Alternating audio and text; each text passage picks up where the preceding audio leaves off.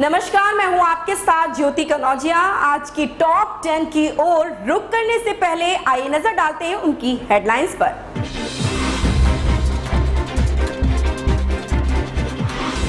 Operation lotus सफल, केंद्र की ट्विटर को आखिरी चेतावनी। एमवे के चाणक्य पवार को लगा तगड़ा झटका, एक दिन में मिले 18,000 से ज्यादा नए मरीज। मौसम विभाग ने जारी किया अलर्ट।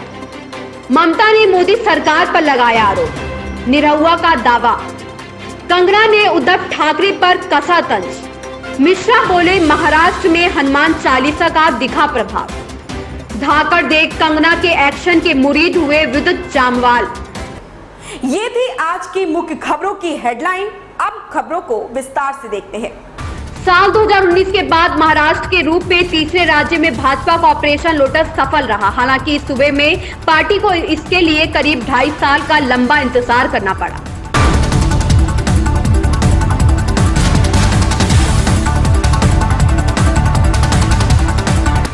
केंद्र सरकार ने ट्विटर को 4 जुलाई तक की आखिरी समय सीमा देते हुए अब तक दिए अपने सभी आदेशों का अनुपालन करने को कहा है। साथ ही चेताया कि ऐसा नहीं किया तो वह अपना इंटरमीडियरी दर्जा खोने के लिए तैयार रहे।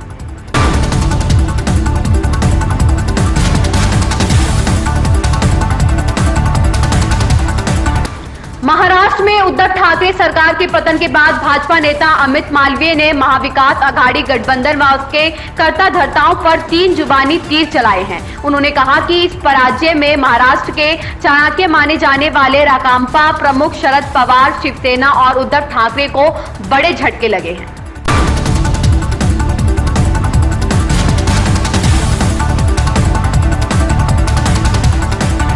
देश में कोरोना मरीजों में उछाल आया है। 130 दिन बाद बीते 24 घंटे में 18,819 नए कोरोना मरीज मिले और 39 मरीजों की मौत हो गई। नए संक्रमितों की संख्या में भारी बढ़ोतरी के साथ ही देश में सक्रिय केस बढ़कर 1,04,555 और दैनिक संक्रमण दर 4.16% हो गई है।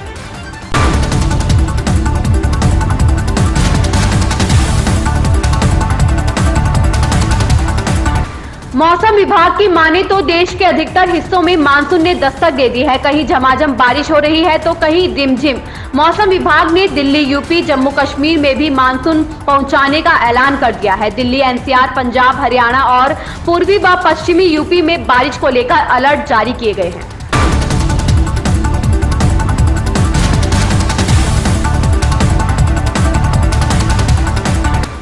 पश्चिम बंगाल की मुख्यमंत्री ममता बनर्जी ने केंद्र की भाजपा सरकार पर निशाना साधा। उन्होंने कहा कि विपक्ष को डराने के लिए भाजपा सीबीआई का बार बार इस्तेमाल कर रही है।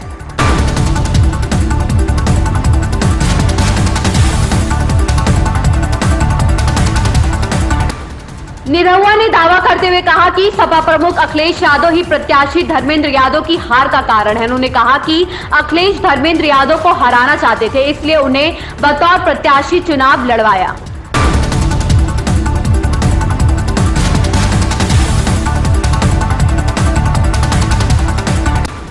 कंगना रनौत ने कहा 1975 के बाद यह समय भारत के लोकतंत्र का सबसे महत्वपूर्ण समय है। 1975 में लोकनेता जयप्रकाश नारायण की एक ललकार से सिंहासन छोड़ो की जनता आती है और सिंहासन गिर गए थे। 2020 में मैंने कहा था कि लोकतंत्र एक विश्वास है और सत्ता के घमंड में आकर जो इस विश्वास को तोड़ता है उसका घमंड टूटना भी निश्चित है। यह किसी व्यक्ति की शक्ति नहीं है, यह शक्ति है सच्चे चरित्र की।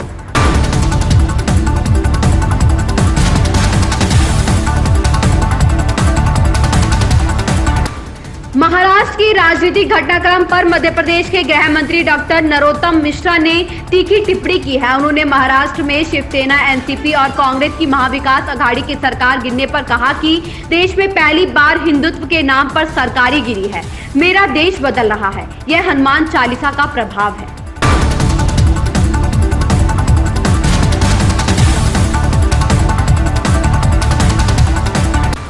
कंगना की धाकड़ बॉक्स ऑफिस पर जादू नहीं चला पाई, मगर इस फिल्म में अपने एक्शन सीन के लिए उन्हें जरूर तारीफें मिली।